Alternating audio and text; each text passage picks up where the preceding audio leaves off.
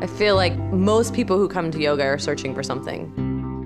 My goal with my teaching is to help people cultivate their highest potential in their life. Our purpose is not to get into handstand, our purpose is patience. My job is just giving people those little pushes and inspiring others to live a life that they're passionate about.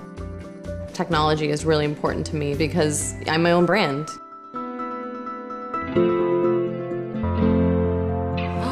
Oh. It's nice. It's tiny. My first impressions were just that it was nice and compact, easy to carry around and easy to transport.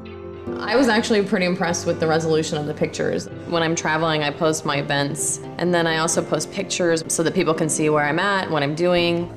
Most people don't realize how much as a yoga teacher I use my computer.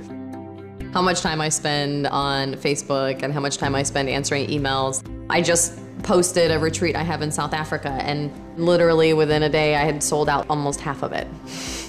The fact that you can use the trackpad and you can touch on the screen and move things is really cool for me. To be able to use both without having to change anything, that's convenient. I can definitely see this being really helpful, being able to take one thing with me instead of a million. Things made sense, like I started being able to shape this and make it whatever I want it to be. I love my weather apps. I can store away the cities that I'll be visiting soon.